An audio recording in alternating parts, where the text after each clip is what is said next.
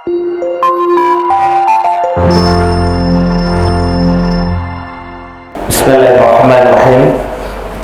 Assalamualaikum warahmatullahi wabarakatuh.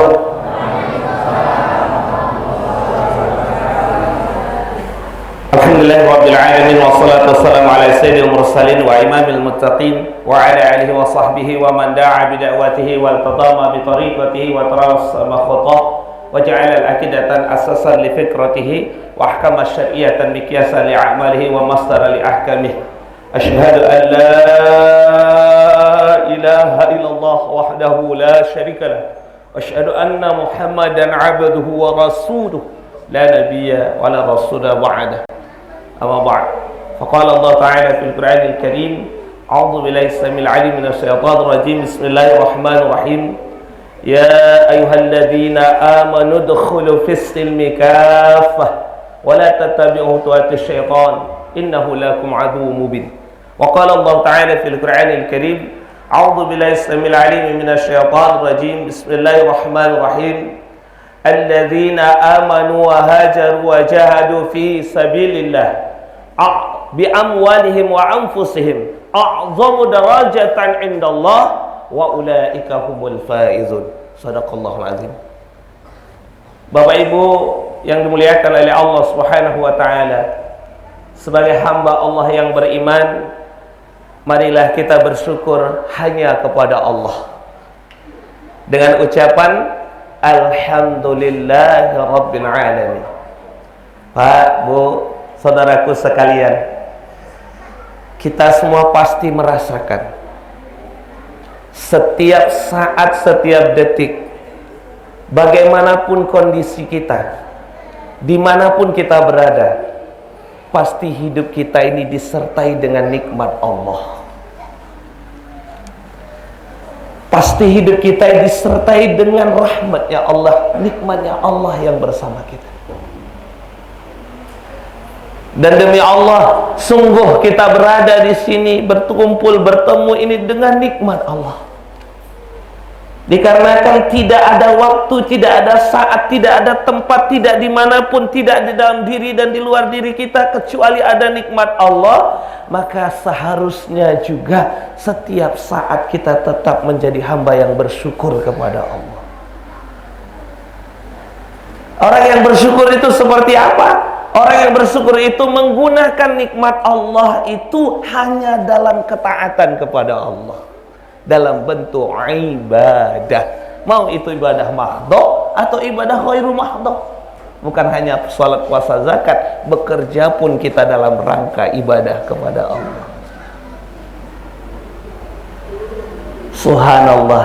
Maka sesungguhnya Pak Bu, kita itu ma'iyatullah, selalu berserta Allah, karena nikmatnya juga beserta kita. Bapak Ibu yang dimuliakan oleh Allah, salawat dan salam pada junjungan alam Nabi Allah, Nabi besar Muhammad sallallahu alaihi wasallam. Dengan lantunan Allahumma salli ala Muhammad wa ala ali Muhammad kama shallaita ala Ibrahim wa ala Ibrahim.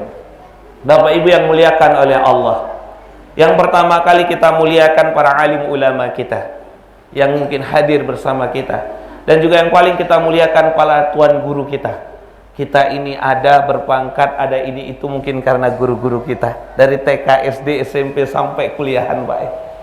Dan juga yang kita muliakan orang yang telah kita angkat mengurusi urusan hidup kita.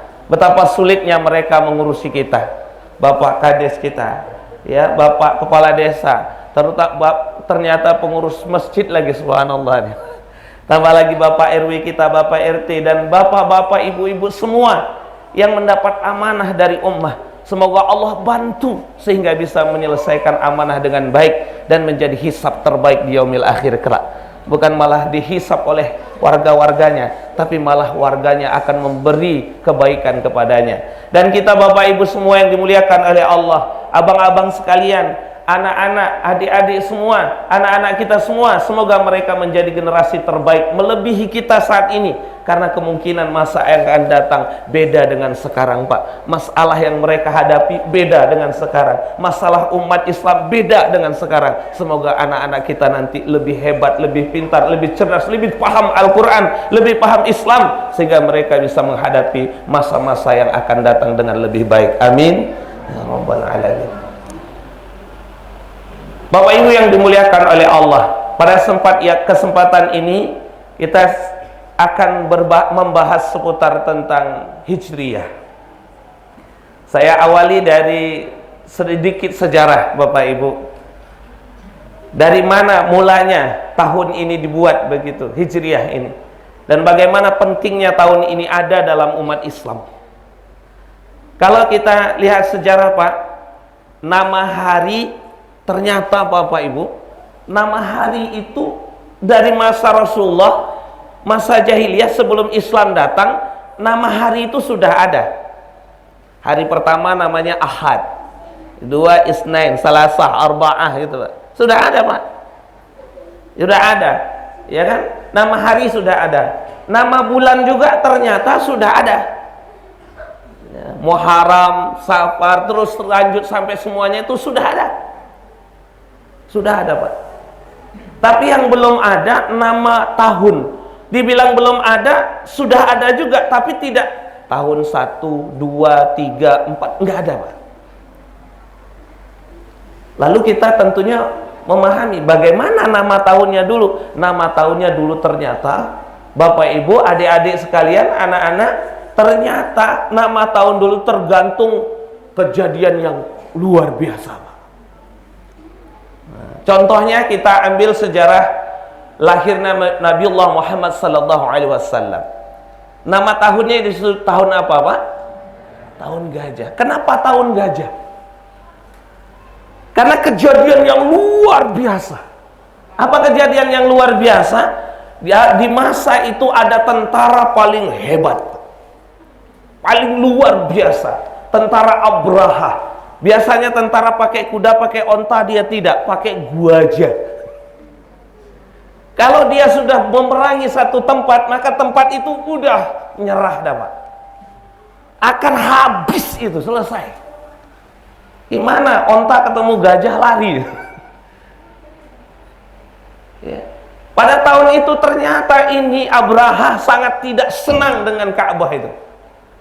Dengan Ka'bah yang cuman bangunan begitu sederhananya, tapi manusia berbondong-bondong datang ke sana. Dia punya bangunan hebat di tempat dia, begitu indah, begitu dahsyat, nggak mau orang datang ke situ.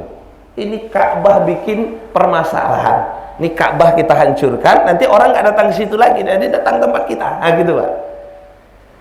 Maka Abraha pun ingin menghancurkan Ka'bah. Dia datang membawa tentaranya, tentara bergajah, yang orang saat itu sudah terkenal. Kalau ini datang sudah selesai. Maka Abu Thalib paham kali dia, masalah yang namanya Ka'bah bukan urusan saya. Itu urusan yang pemilik Ka'bah, yaitu Allah. Urusan saya datang ke Abraha, itu yang namanya kambing-kambing itu, domba-domba yang dia ambil dari ternak rakyat itu tolong dikembalikan. Itu kewajiban saya. Dikasih, Pak. Jadi Ka'bah nggak apa-apa, nggak apa-apa, terserah Allah. Gitu. Dan apa yang terjadi, Bapak Ibu? Subhanallah, di luar nalar manusia, di luar kemampuan manusia, itu Abraha hancur dengan cara yang tidak biasa. Tidak biasa. Datang burung,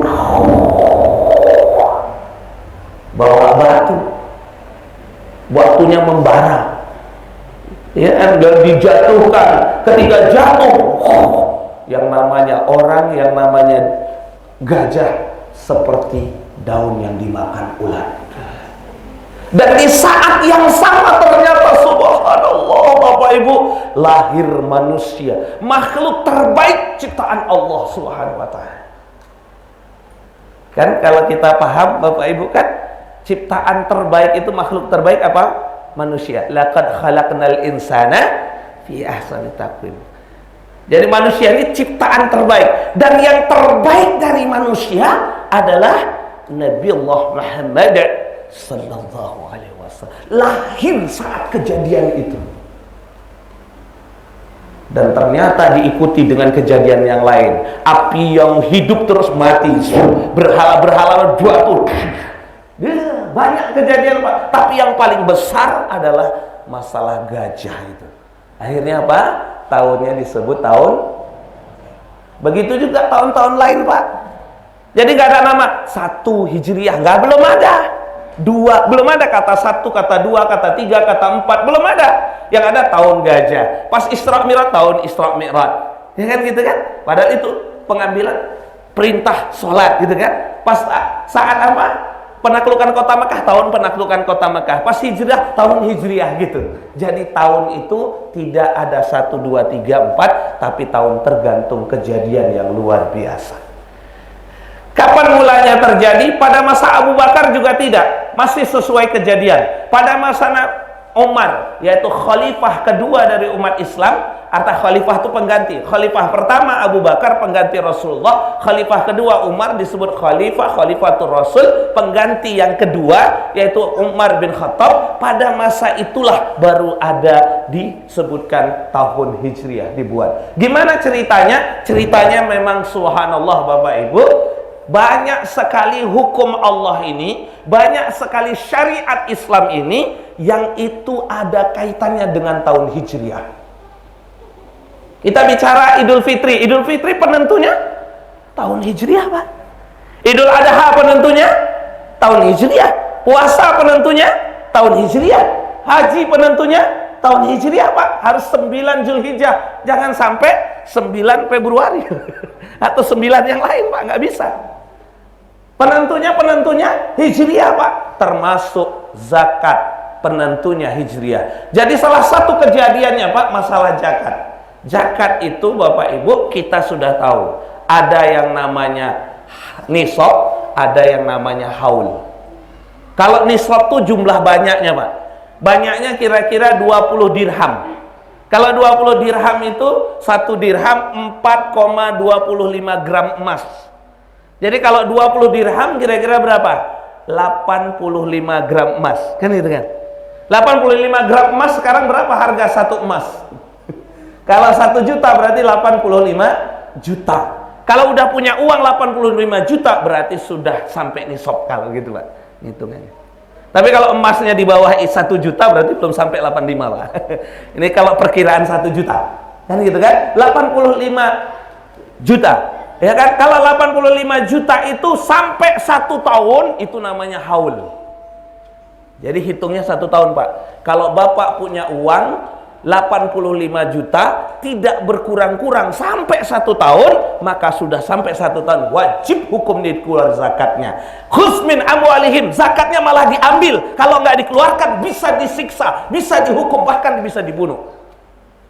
Lihat masa Abu Bakar kan, ketika para orang nggak mau lagi bayar zakat, apa kata Abu Bakar? Maka saya akan perangi. Kata Umar, nggak apa-apa, dia kan masih muslim, sudah kita urus yang kafir dulu. Enggak, tidak akan aku biarkan memisahkan antara sholat dengan zakat. Aqimis shalah wa atuz zakah.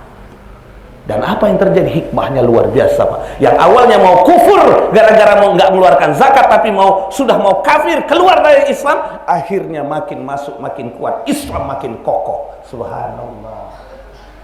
Penting sekali Pak. Ada haul. Haul itu apa? 1 tahun. Nah sekarang pertanyaannya, di masa Umar itu Pak sangat luar biasa administrasi, pencatatan sudah mulai rapi. Ketika dicatat bingung Pak, ini tahun berapa? Ini sudah setahun belum? Ini pembayarannya tahun berapa ini? Tahun pertama, kedua, ketiga, nggak ada. Terus ketika ngirim surat ke luar negeri, ketika ngirim surat ke gubernur-gubernurnya, masa khilafah Abu Bakar Umar itu sudah luas. Sebagian Persia sudah ditaklukkan, sebagian Romawi telah ditaklukkan. Islam telah menyebar. Ketika dikirim surat 3 bulan baru nyampe Pak. Sampai gubernur nanya, ini surat tahun kapan? Harus ada tahunnya. Akhirnya ketika gitu juga datang dari orang kafir, ngirim surat sampai kepada negara khilafah. Saat itu ditengok suratnya sudah ada tahunnya Pak. Kan tahun 600 Hijriahan itu, 600 Masehi Pak. Sudah ada nama tahunnya. Ketika Islam ngirim nggak ada tahunnya. Tahun berapa ngirim suratnya? Suratnya kurang rapi, Pak. Akhirnya dikumpulkanlah sahabat, sudah ngumpul bersama-sama, lalu tanya, tahun apa kita sebut? Ada bilang tahun gajah aja. Kenapa? Rasulullah lahir. Tahun Isra Mi'raj. Kenapa? Karena datang pertama kali sholat itu dijemput ke Isra Mi'raj. Tahun ini, tahun itu. Terakhir ada yang mengusulkan tahun Hijriyah. Siapa yang mengusulkan? Sebagian hikayah menyebutkan yang mengusulkan Ali bin Abi Thalib. Lalu diusulkan, lalu diterima. Kenapa? Ada filosofi besar. Memang Isra Mi'raj tahun Hijriah, karena Hijriah itu adalah pertama hijrahnya Rasulullah dari Mekah terus ke Madinah. Setelah itu Islam tegak luar biasa, berubah kondisi kaum muslimin, berubah hukum di sana. Ini yang menjadi patokan awal Islam itu tegak secara sempurna. Maka dibuatlah tahun Hijriah. Selesai ceritanya Bapak Ibu. Kita lanjut dengan makna hijrah itu sendiri. Apa makna hijrah, Pak? Secara mudah saja, Bu, ya. Anak-anak semua, bapak-bapak, hijrah adalah berpindah. Lalu disebutkan sebagian penjelasan, berpindah itu ada dua. Hijrah bil makan, hijrah bil amal. Hijrah bil makan itu ada hijrah tempat. Jadi hijrah bil amal apa? Hijrah perbuatan. Kalau hijrah bil makan, hijrah tempat ke tempat yang lain. Ya kan? Misalnya Bapak tadi sholatnya di sini, pas duduknya sekarang di sana, pindah tempat. Atau saya ini Pak Bu, kalau di tebak-tebak ini kira-kira yang ustadz di depan ini orang mana ini? Saya ini hijrah tempat Pak. Saya tempatnya bukan Pekanbaru lahirnya. Saya termasuk hijrah tempat. Kira-kira orang mana Pak Bu? Ya, Jawa. Ternyata saya orang Aceh. Wajah Jawa, istri orang Jawa. Karena dekat sama orang Jawa nih Pak. Jadi gaya punya pun kayak orang Jawa ya. Jadi saya orang Aceh. Aceh. Pindah saya ke Pekanbaru itu kuliah tahun 2001. Masuk IAIN. Bukan UIN. Sekarang UIN Pak ya. IAIN. Itu 2001. Sebelumnya saya sudah berpindah-pindah dari Aceh pindah ke Tapanuli tahun 1993 Tapanuli, yaitu pesantren Purbabaru. Cuma 13 tahun di Aceh, terus ke Purbabaru, dari Purbabaru pindah ke Pekanbaru. Kan baru terus Pak. Pekanbaru. Ya sudah di Pekanbaru Bapak Ibu, ini pindah saya. Pindah satu tempat ke tempat yang lain. Ini disebut hijrah bil makan. Hijrah tempat, Pak. Pindah tempat. Mungkin di sini ada orang yang dari Pariaman, Bapak Ibu ya. Pindah kemari. Ada yang dari Padang pindah kemari. Ada dari Jawa pindah kemari. Ada dari Medan pindah kemari. Ini namanya hijrah bil makan. Yang kedua, Bapak Ibu, hijrah bil amal. Berpindah amal, perbuatan. Maknanya apa? Berpindah satu amal ke amal yang lain.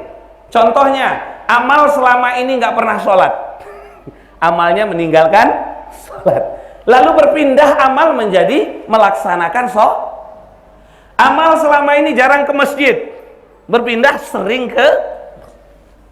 Amal selama ini kalau sholat itu langsung sholat wajib aja, sholat sunnahnya lewat semua. Berpindah ke sholat sunnah pun dilaksanakan Pak. Amal selama ini mungkin Bapak Ibu kalau keluar rumah buka aurat.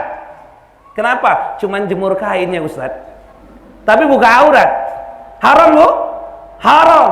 Lalu kalau mau sekarang berpindah dia. Amal walaupun keluar sikit dari rumah, karena itu udah tempat umum, maka tutup aurat sempurna. Pindah perbuatan. Ya kan? Biasanya kalau pulang suami, ya bau asap misalnya Bu ya. Karena lagi masak. Padahal udah tahu jadwal suami pulang jam berapa. Nanti berpindah Bu, asal jadwal suami pulang udah mandi, udah siap-siap wangi-wangi. Cantik-cantik. Berpindah amal. Suami pun kalau pulang Pak, jangan tengokkan letihnya pulang. Rasulullah itu ke pulang jumpa istrinya, kadang dia bersolek juga Pak. Bukan ditunjukkan letihnya pulang, tapi wudhu dulu, ke masjid dulu, wudhu, mantap. Pulang pun ganteng juga. Karena nyambut Pak. Berpindah amal. Ini di rumah bawa di kantor sudah susah, bawa susah ke rumah. Maksudnya di rumah tuh juga sudah lumayan, Bu, ya. Urusannya. Berpindah amal, Pak.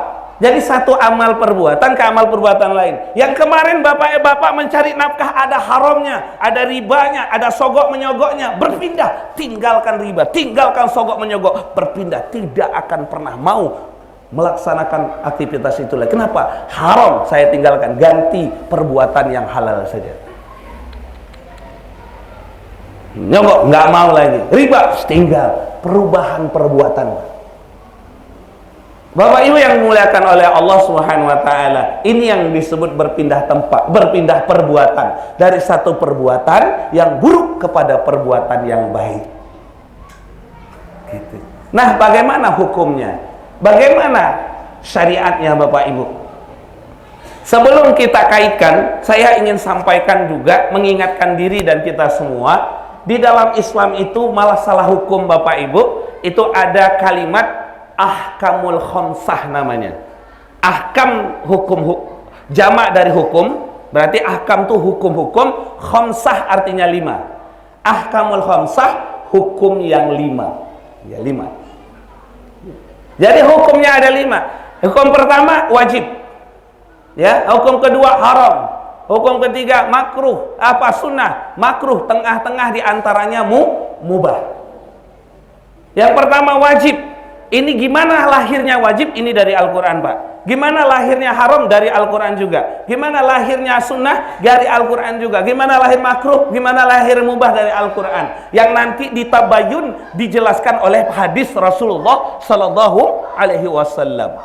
Gimana dia bentuknya, Bapak Ibu? Gini bentuknya. Insya Allah kita paham ini. Pertama, ada perintah Allah. Apa perintah Allahnya, Pak? Kalau perintah itu tegas, sampai kalimatnya, jika kita tinggalkan perintah itu, maka Allah beri dosa, maka Allah beri siksa, maka Allah akan masukkan ke neraka, maka Allah akan hukum dia. Maka perintah itu berarti tegas. Kalau perintah itu tegas seperti itu, perintah itu jatuhnya wajib. Contoh, Allah perintahkan sholat. Kalau nggak sholat dihukum, kalau nggak sholat disiksa di akhirat, kalau nggak sholat berdosa. Maka perintah sholat Allah perintahkan puasa. Kalau nggak puasa dihukum sama Allah, disiksa sama Allah nanti, dikasih hukuman dari Allah. Maka perintah puasa wajib. Kita diperintahkan nutup aurat. Kalau buka aurat akan dibakar, dari aurat yang terbuka itu akan dibakar api nerakanya. Ibu-ibu yang rambut sengaja dikeluarkan satu helai itu akan dibakar rambutnya dari satu helai itu, lalu merambat sampai ke kepalanya. Maka dibakar kalau dia membuka auratnya. Berarti itu perintah wajib menutup aurat. Gitu, Pak. Kalau ada perintah tegas, berarti itu wajib.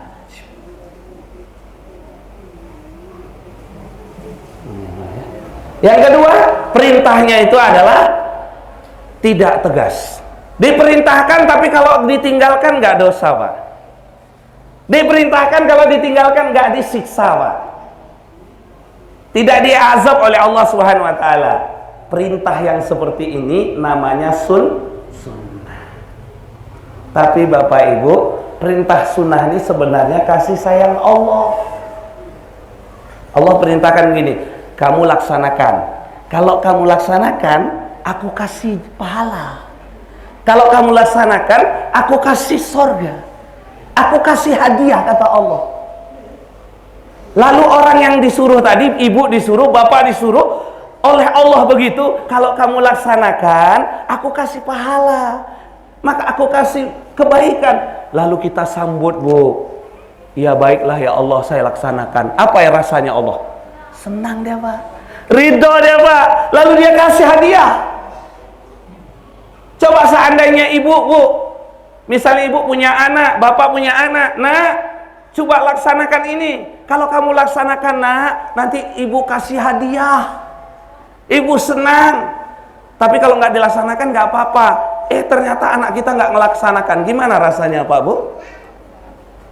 Ada rasa?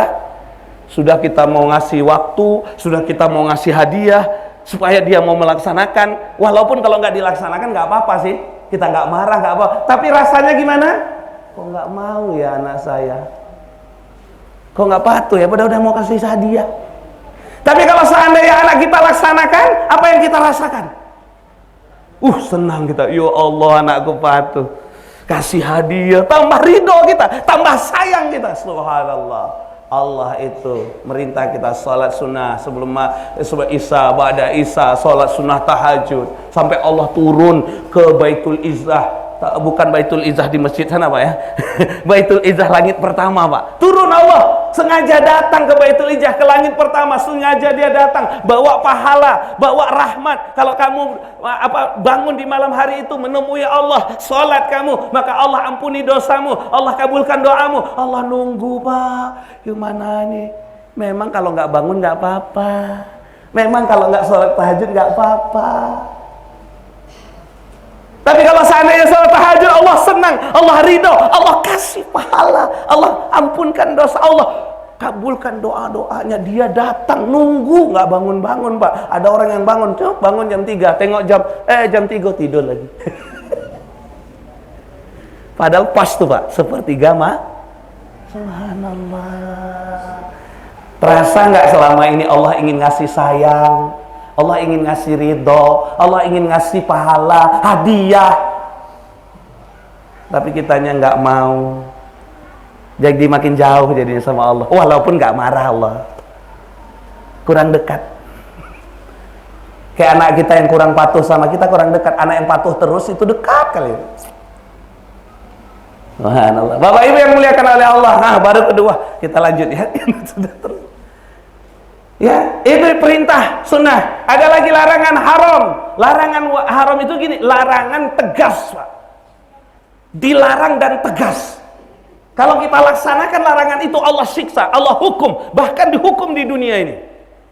Contohnya misalnya orang berzina dilarang oleh Allah, bahkan Allah siapkan hukumannya dari Allah langsung. Az-zaniyatu waz-zani fajlidu kulla wahidin minhuma mi'atan jaldah. Pezina perempuan, pezina laki-laki, cambuk kedua-duanya kata Allah dengan 100 kali cambuk, sampai disebutkan jumlah 100-nya. Betapa dilarangnya itu.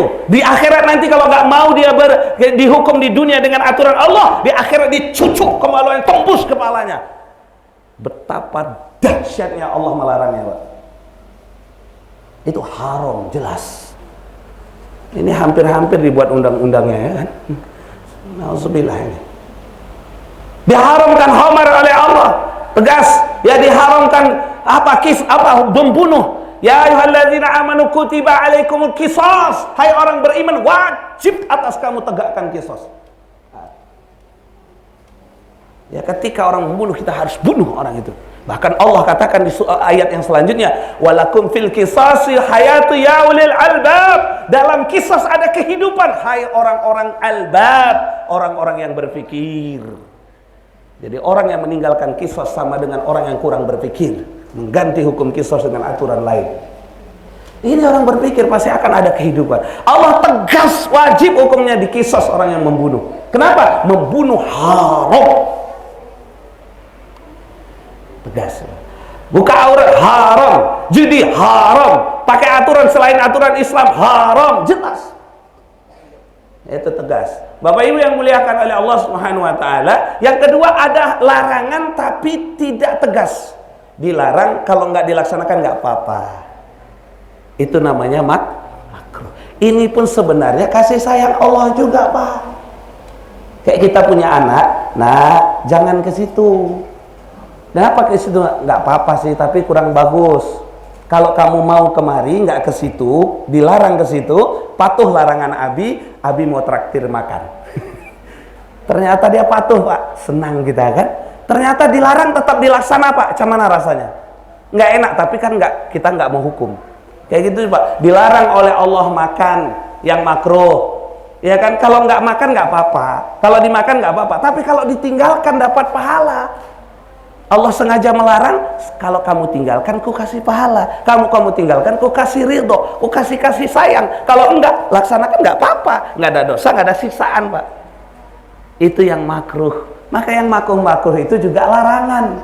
Maka saya sampaikan Bapak Ibu, larangan itu ada dua di dunia ini. Yang pertama larangan haram, yang kedua larangan makruh. Kalau memang takwa berarti melaksanakan semua perintah. Apa itulah semua perintah? Perintah wajib, perintah sunnah. Meninggalkan semua larangan. Apa semua larangan? Meninggalkan yang haram, meninggalkan yang makruh. Barulah tak. Ini masih hidup dengan yang makruh. Makruh juga.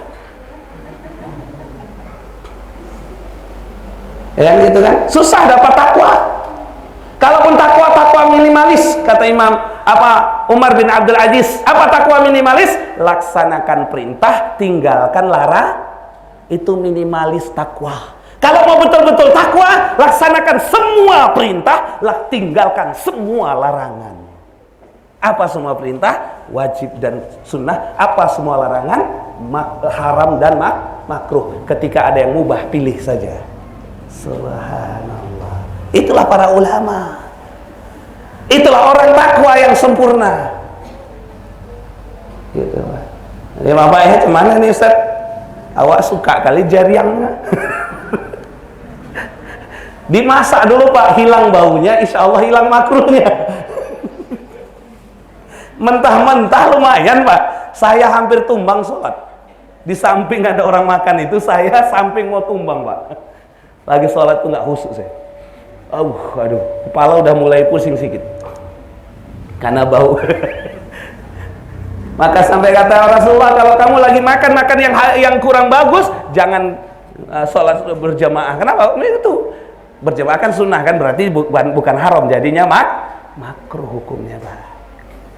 Bapak Ibu yang muliakan oleh Allah, dan antara perintah dan larangan namanya mubah, tinggal pilih. Nah, sekarang kita kaitkan hukum yang 5 dengan hijrah tadi. Apa hukum hijrah? Nah, hukum hijrah Bapak Ibu, kalau dia berkaitan yang amal perbuatan dulu, hijrah perbuatan. Kalau perbuatan itu perbuatan perintah wajib yang ditinggalkan, maka hukum hijrahnya wajib dilaksanakan. Saya gini, selama ini perbuatannya nggak pernah sholat, maka dia wajib hijrah sholat. Jadi hijrah sholat itu hukumnya wajib. Selama ini nggak pernah sholat, dia wajib hijrah melaksanakan sholat. Selama ini dia melaksanakan cari nafkah dengan cara yang haram, dengan cara sogok menyogok, dengan cara ada riba di dalamnya, hukumnya wajib dia tinggalkan itu. Karena meninggalkan yang haram itu wajib. Kalau selama ini Bapak Ibu keluar rumah, kalau ke masjid insya Allah nutup aurat. Tapi kalau ke pasar, kalau ke pinggir pantai, takutnya ikut sekuler, kapitalisme. Kalau jalan-jalan Bu, Ibu di sini enggak. Insya Allah enggak buka aurat Bu ya. Kalau buka aurat selama ini haram hukumnya. Setiap detik Ibu berjalan membuka aurat itu berdosa. Walaupun 5 menit keluar, balik lagi 5 menit dosa. Karena buka aurat. Buka aurat haram, nutup aurat wajib. Maka hijrah tidak akan pernah keluar rumah kecuali nutup aurat sempurna. Hijrah itu Pak, wajib hukumnya. Hijrah melaksanakan yang wajib hukumnya wajib. Hijrah meninggalkan yang haram hukumnya wajib. Ya.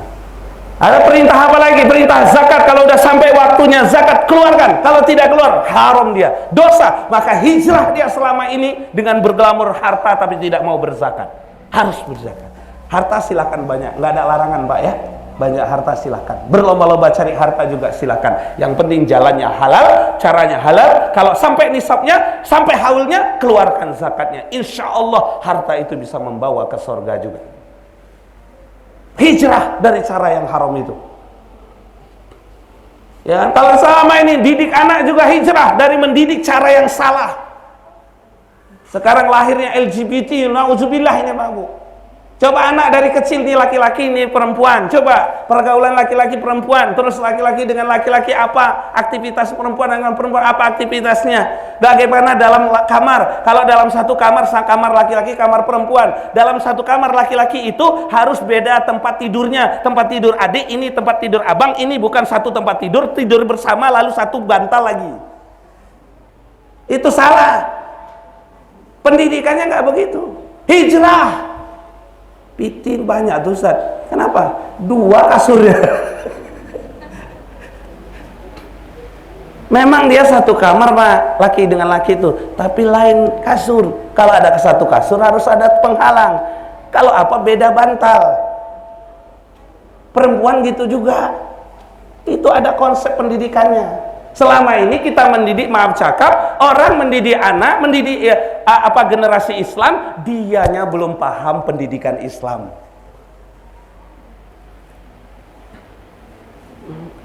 Nah ini, hijrah Bapak Ibu yang nggak paham pendidikan Islam, hijrah, ikut parenting, ikut pembinaan tentang pendidikan Islam, bagaimana mendidik anak, bagaimana melahirkan Muhammad Al-Fatih, melahirkan para generasi hebat itu, gimana caranya dengan Islam, gitu.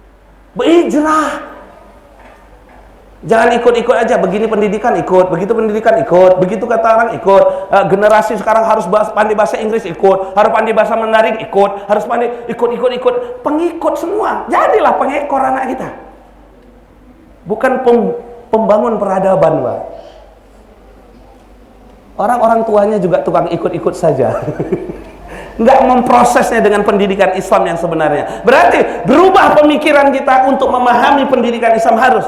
Datang nanti di sekolah dididik yang namanya kekal itu bukan hanya Tuhan, ada selain Tuhan yang kekal. Apa itu? Energi itu kekal. Selesai akidah anak Pak. Kalau nggak betul-betul dibahas coba. Udah berapa lama itu Pak? Cuman kan kalau tidak dipahami akhirnya seakan-akan benar Pak. Ada nggak kekal selain Allah? Kalau ada berarti nggak benar sifat Allah itu bako, kekal. Kalau ada yang menyerupainya, bagaimana mendidiknya begitu? Subhanallah. Bukankah energi ciptaan Allah? Terbukti kita punya tubuh kadang lemah, kadang habis, langsung mati kuatnya. Energi itu hilang. Nauzubillah min dzalik. Bapak Ibu yang muliakan oleh Allah Subhanahu wa taala. Nah, jadi kalau itu tentang yang wajib, itu berarti kita wajib berhijrah kepada yang wajib. Kalau itu yang haram, wajib hijrah untuk meninggalkan yang haram. Kalau udah tahun demi tahun kita, ini kan tahun 1443 sudah kita lewati. Sekarang kita masuk 1444. Mungkin udah diperingati acara kayak gini bertahun-tahun. Ada nggak terjadi hijrah di antara kita? Ada nggak hijrah perbuatan kita? Takutnya yang riba masih riba juga, yang korupsi masih korupsi juga, yang riswah, sogok menyogok masih menyogok juga, yang ibu buka aurat keluar rumah masih buka juga, yang anak pendidikan sekuler masih pendidikan sekuler juga, nggak ada pendidikan Islamnya, tidak ada perubahan, berarti tidak ada hijrah.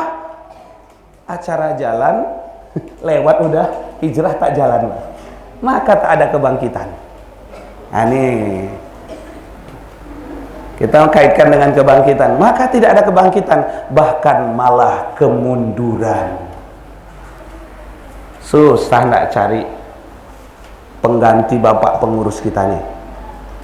Siapa generasinya Pak?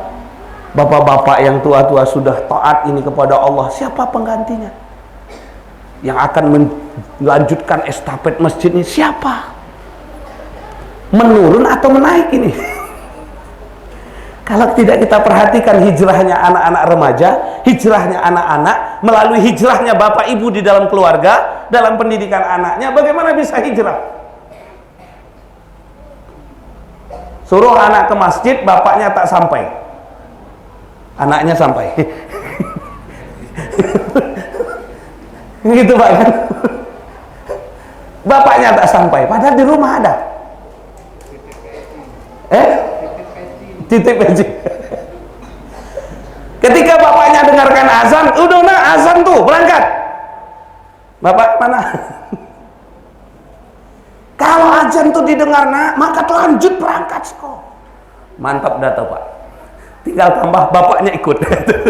Udah bagus juga tuh Pak nyuruh kan. Tapi ada juga azan dengar, bapaknya enggak ke masjid, anaknya juga enggak. Ini lebih berat lagi Pak. Tadi lumayan anaknya udah sampai. Alhamdulillah masjid kita ini kayaknya luar biasa. Anak datang santai aja, anak bermasalah santai aja, anak main-main di sini Pak biasa. Kalau dimarahi Pak, dia mendapat pengalaman buruk di masjid. Kalau dari kecil dapat pengalaman buruk di masjid, datang ke masjid dimarahi, main-main dimarahi, namanya dunia anak main-main. Salat sebentar ada 5 menit gerak lagi. Kelepon kawan. Kayaknya awak dulu gitu juga ya. Dulu kalau di Pariaman sana, Padang sana ya kan, kalau sudah anak-anak laki-laki itu dikasih kain sarung, di mana tidur? Di masjid. Silahkan ngapain di masjid tuh? Tidur di masjid, bercanda di masjid, apa di masjid, bikin olahraga di masjid tuh. Akhirnya cinta masjid Pak. Kalau sekarang anak datang ke masjid ada susah, sampai di masjid, oh susah takutnya anak tuh. Dapat kalimat begitu Pak, langsung down. Baru gerak sedikit, jalan sedikit, lari, lari. Ya anak-anak ke masjid aja susah. Dapat pengalaman buruk masuk di hatinya Pak. Besar dia, masjid bukan tempat kami katanya. Dari kecil dah punya pengalaman gak enak. Enaknya main di mana? Oh di sana. Main di lapangan apa gitu Pak ya. Terus enaknya di mana lagi? Nonton. Enaknya di mana? Mall Pekanbaru. Kenapa? Di sana enak. Nggak ada datang ayo disayang-sayang ya. Nanti pengalamannya ini. Alhamdulillah orang tua yang tadi itu udah lumayan tuh suruh anaknya ke masjid. Itu mantap Pak. Hijrah sekarang. Kalau ada anak ke masjid malah diarangkul. Kalau dia main nggak apa-apa, dimaafin. Masa Rasulullah orang Yahudi saja datang ke masjid kencing dia. Dibiarin Pak. Sahabat mau marah biarin dulu. Udah selesai cuci yang bagus. Kita kalau sempat ada anak kecil kencing di sini ngamuk. Mana mak kau? Ayah kamu mana? Kencing di masjid. Masih koci, nggak apa-apa, kecil kadang-kadang terkencing dia. Main-main. Kalau semua merasa ini anak saya, ini anak muslim, ini generasi Islam, ini harus kita jaga, ini harus kita lahirkan. Nggak bisa lahir sendiri. Kita nuntut tapi nggak proses Pak. Gimana mau berhasil? Rasulullah proses. Gara-gara orang tadi Yahudi tadi kencing lalu di apa? Ya kan? Lalu Rasulullah bilang udah cuci saja. Selanjutnya ditanya kepada dia. Lalu dia bilang, kamu ini pasti Muhammad. Kamu ini pasti Rasul. Karena kamu baik kali sama saya. Dia nguji saja Pak. Kalau kamu apa? Saya doa kepada Allah. Ya Allah berkahi saya dan berkahi ini Muhammad. Jangan berkahi yang lain. Karena yang lain marah. Kata. Ya, senang dia Pak. Bapak Ibu yang muliakan oleh Allah. Kita harus lahirkan generasi hijrah. Masjid kalau bisa tempat yang paling menyenangkan bagi anak-anak. Ada beberapa tempat masjid teman saya itu saya senang sekali, banyak sekali anaknya ribut luar biasa, tapi mereka subhanallah senang, mereka dibuatkan bahkan sampai-sampai disiapkan makanan hari-hari tertentu. Oh di masjid, dari masjid enak ada makanan. Hari apa? Hari tertentu ya kan, enak dia. Pas hari itu sambil makan sambil dikasih nasihat gitu, luar biasa Pak. Ada kesan-kesan baik. Dari kecil itu terkesan masjid itu tempat saya yang paling enak. Masjid itu tempat hidup saya. Masjid itu bagian dari salah satu sisi dari jiwa saya. Karena saya kecil sering di masjid. Nah, akhirnya nanti pemuda-pemuda lahir di sini. Yang azan, yang qomat, yang imam nanti pemudanya luar biasa. Bukan orang yang kita sewa, bukan orang yang kita apa, tapi memang dari anak bapak, anak ibu, anak generasi yang di sini berlomba-lomba. Subhanallah. Bapak Ibu yang muliakan oleh Allah. Jadi hijrah yang sunnah juga hukumnya sunnah Pak. Contohnya hijrah yang biasanya nggak tahajud hukumnya sunnah. Nggak wajib hijrahnya itu Pak. Karena nggak pun dilaksanakan nggak dosa. Tapi kembali kasih sayang, ridho Allah di situ ada. Allah ingin beri. Hijrah ninggalkan yang makruh. Nah, tinggalkanlah. Sayang Allah. Kalau kamu tinggalkan, Allah udah siapkan pahala. Allah yang mau nyiapkan tuh, bukan saya. Orang kadang kita suruh, nak tinggalkan itu, saya kasih hadiah 1 juta. Mau langsung orang Pak. Saya ngasih 1 juta, ya kan? Allah ngasih apa? Lebih dari 1 juta itu. Lebih besar lagi akan Allah beri bagi orang yang meninggalkan yang makruh. Walaupun dilaksanakan nggak apa-apa, kata Allah, nggak apa-apa, nggak masalah. Tapi pahala Allah tentu punya pahala, nggak sama dengan manusia membalasnya. Ya, yang mubah pilih Pak, yang mubah yang baik saja. Ini masalah hijrah tentang amal. Lalu hijrah tentang tempat bagaimana? Apa hukumnya? Ada kondisi tertentu kalau hijrah tempat itu jatuhnya wajib Pak. Apa kondisinya? Kalau seandainya tempat itu mengancam akidah kita. Kalau terancam akidah kita Pak, terancam agama kita, terancam nyawa kita, maka dari tempat itu harus kayak Rasulullah di Mekah, ya kan? Terancam sudah, sahabat disuruh hijrah, sahabat lagi suruh hijrah, dan ternyata Pak ada hijrah ke Habasah, dan ternyata di masa Rasulullah ditemukan Bapak Ibu, subhanallah, ada yang hijrah ke Baros. Baros itu barus, kapur barus Pak. Kapur barus itu dari mana? Dari Medan sana. Ternyata Islam sudah sampai ketika Rasulullah masih hidup ke Indonesia Pak. Kalau kita buka sejarah luar biasa Pak. Hijrah. Lalu Rasulullah juga hijrah diperintahkan oleh Allah dari Mekah ke Madinah. Jadi kalau kita udah mengancam nyawa kita, mengancam akidah anak kita, mengancam masalah kehidupan anak kita, mengancam agama anak kita, tempat itu kita tinggalkan Pak. Saya punya pengalaman, punya anak murid, orangnya badannya tegap. Cuman anak murid saya nih Pak ada penyakit mirip kayak ayan Pak. Jadi kalau dia kena tuh sampai bebuih. Tapi penyebabnya Bapak yang mengerikan. Apa penyebabnya? Gara-gara main game. Dia kalau saya ajak mikir, pas belajar sama saya ajak mikir sesaat langsung dari otaknya tumbang. Gak bisa mikir. Kenapa? Ini jaringan otaknya lemah. Saya tanya sama orang tua, kenapa bisa begini Bu? Dari mulai 3 tahun sudah main game. Yang game dulu yang pakai tembak yang ada apa itu Pak? Dalam layar itu Pak. Terus apa game? Sampai main game Pak. Sampai umurnya SD. Setiap hari Pak, seminggu sekali tumbang. Sekali saya paling sedih nengok dia, karena saya anggap anak murid saya paling sedih nengoknya apa? Pas dia belajar sama saya, dia izin mau keluar sebentar, tumbang Pak, ngantam dinding, berdarah ini ya Pak. Saya nangis nengoknya. Ya Allah nak, ya Allah. Lalu saya tanya sama ibu, bagaimana tempat tinggal ibu? Tempat tinggal saya Ustadz, di samping saya PlayStation, di samping rumah saya sini PlayStation, di depannya PlayStation. Semua tempat main game Pak. Saya udah bilang sama ibu, Bu, mau anaknya baik? Kalau mau baik Bu, tolong ibu pindah dari tempat itu. Tolong pindah Bu. Akhirnya kami Bu, Pak, sampai setengah tahun kami bimbing di sekolah kami tadi SD. Alhamdulillah berubah Pak. Berbulan-bulan gak ada lagi dia goncang. Belajar pun tenang udah oke. Tapi pas nerima rapor semester pertama, pulang ke rumahnya dan belum dilaksanakan pindah rumahnya, tidak hijrah dia, pindah tempat buat masuk anaknya ke situ. Selama libur main lagi dia. Balik ke sekolah, kita baru belajar langsung tumbang lagi Pak.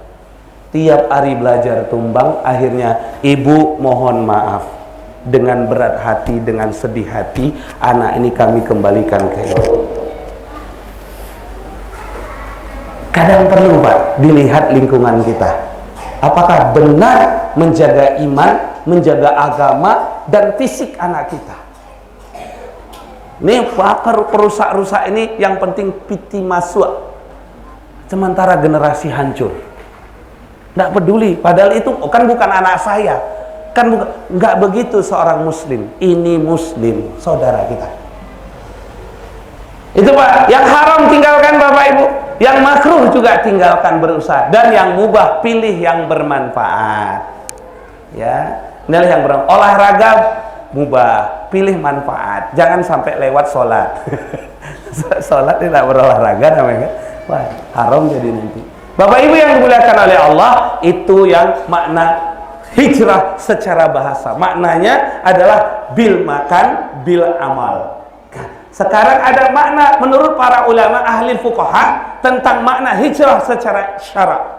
Apa maknanya? Kata fuqaha itu khuruj min daril kufri ila daril Islam. Yang disebut dengan hijrah adalah keluar dari darul kufur menuju darul Islam. Atau disebut dalam definisi yang lain, khuruj min daril kufri ila daril hijri. Hijrah, daril hijrah. Darul hijrah itu adalah darul Islam. Apa artinya? Keluar dari darul kufur, dari sistem negara kufur kepada darul Islam, sistem negara Islam. Apa wilayah kufur tadi Bapak Ibu?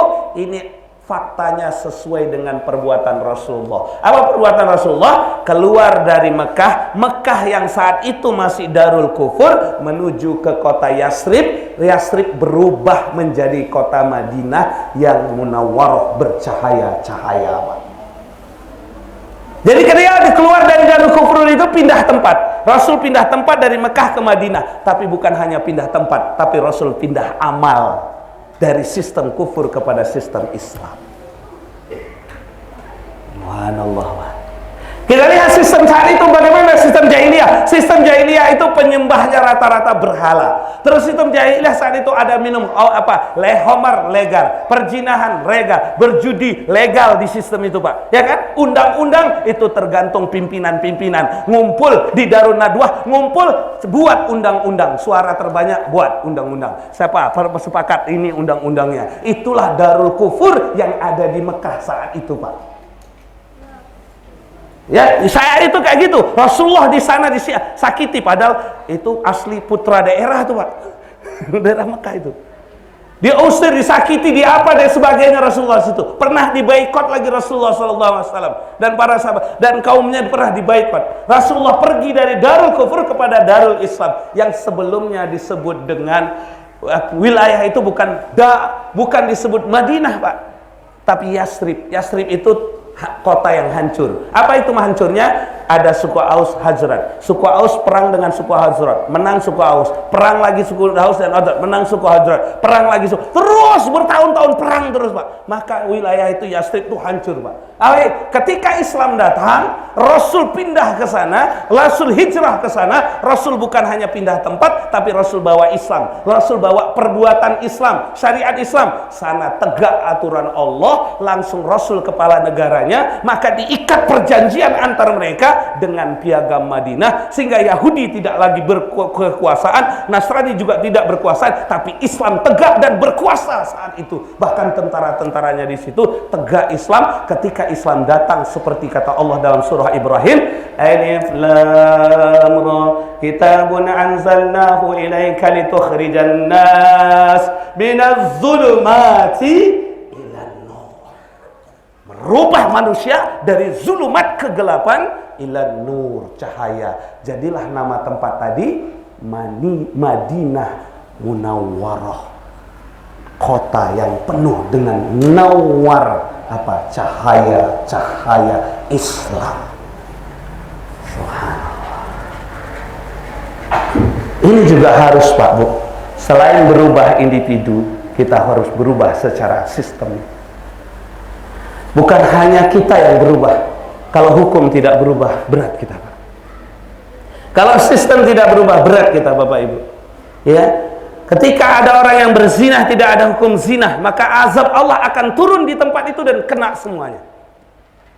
Ketika ada satu hukum Allah tidak diterapkan satu tempat itu, maka kena semuanya. Azab Allah akan datang kepada tempat itu, wilayah itu, ketika hukum Allah ditinggalkan, ketika aturan Allah ditinggalkan, ketika satu wilayah tidak bertakwa kepada Allah, maka hancurlah wilayah itu, akan diazab oleh Allah. Sebagaimana Allah menyatakan dalam Al-Quran, walau anna ahlal qura amanu wattaqau la fatahna alaihim barakatin minas sama'i wal ardh. Jikalau suatu negeri beriman bertakwa, apa makna iman? Yakin sama Allah. Apa makna iman? Yakin kepada Al-Quran. Apa makna iman? Yakin kepada Rasulullah. Kalau yakin kepada Al-Quran berarti yakin kepada isi Al-Quran. Kalau yakin pada isi Al-Quran berarti yakin kepada syariat Islam, aturan-aturan Allah. Itu yakin. Yang kedua, bukan sekedar yakin syaratnya Pak. Jikalau suatu negeri beriman dan bertakwa, negeri kalimatnya Pak, bukan satu orang, bukan individu Pak, tapi seluruh orang di negeri itu. Dia yakin Al-Quran, dia yakin syariat Islam, dia yakin aturan Allah paling bagus. Lalu dia takwa. Apa takwa? Melaksanakan keyakinannya, melaksanakan semua perintah Al-Quran, meninggalkan semua larangan Al-Quran, maka akan Allah datangkan berkah langit dan bumi. Berarti ketika Allah perintahkan hukum orang yang berzina dengan hukum Allah, yaitu cambuk, laksanakan. Hukum orang yang berjudi dengan cara dicambuk juga, laksanakan. Hukum orang yang sedang membunuh, maka hukum dengan aturan Allah, maka bunuh. Seharusnya orang yang aturan Islam diterapkan semuanya, maka berkah langit akan datang.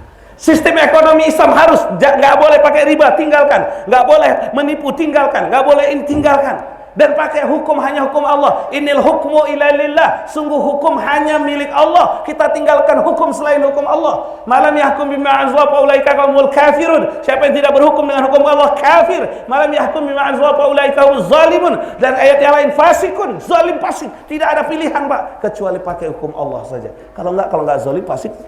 Dan kalau kita harus tinggalkan, apa yang terjadi Bapak Ibu? Walakin kazzabu, tetapi mereka dusta. Mereka nyatakan beriman Allah, mereka nyatakan iman kepada syariat Islam, tapi mereka dusta, tidak pernah menerapkan aturan Allah, tidak menerapkan syariat Islam. Walakin kazzabu, tapi mereka dusta. Fa'akhasnahum bima kanu yaksibun, maka kami azab mereka atas dustanya mereka itu, maksiatnya mereka. Sekarang Bapak Ibu harusnya Muslim beriman, apapun yang mau dia buat ini sesuai syariat apa enggak. Bukan hanya keluarga, bukan hanya tapi bahkan negara. Ada slogan bagus Bu, yang ibu bapak yakin saya sudah hafal. Pertama slogannya solih solihah. Yang kedua slogannya sakinah mawaddah warahmah. Yang ketiga slogannya baldatun thayyibatun warabbun ghafur. Ini kalimat dari mana Pak? Bukankah ini dari Allah? Kalau dari Allah, cara mewujudkannya cara pakai cara mana?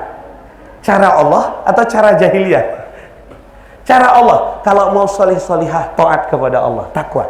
Kalau mau sakinah mawadah keluarganya, pakai aturan Allah dalam keluarga. Laki-laki pemimpin, wanita sebagai seorang ummun warabatul bait, ibu yang mengatur rumah tangga. Anak sebagai taat kepada ayah dan ibu, berbakti kepada orang tua. Maka insya Allah keluarga itu akan sakinah, mawadah, warahmah. Ketika negara, kata Allah, baldatun thayyibatun warabun ghafur. Bagaimana baldatun thayyibatun warabun ghafur? Yang diampuni oleh Allah, negara itu yang seperti apa? Negara yang hanya menerapkan aturan Allah Subhanahu wa ta'ala dalam menyelesaikan masalah. Semuanya ekonomi, politik, sosial, budaya, pendidikan harusnya hanya pakai Islam. Itulah, mari kita hijrah. Yang sekarang mungkin sistem ini tidak pakai itu, mari kita berjuang sama-sama untuk hijrah. Kalau ini terlaksana Pak, individu hijrah. Kalau tempat tadi nggak cocok hijrah. Kalau sistem pun hijrah Pak, insya Allah kita akan bangkit. Dunia akan kembali dikuasai Islam. Mungkin ini yang bisa saya sampaikan pada kesempatan yang mulia ini. Semoga bisa menambah pengetahuan dan pemahaman kita semua. Mohon maaf jika ada kekurangan kehilapan saya yang muda, yang belum mungkin banyak hal yang bisa saya pelajari dari Bapak Ibu juga. Mohon maaf jika ada kekurangan kekhilafan. Afu minkum ma'assalamah. Wassalamualaikum warahmatullahi wabarakatuh.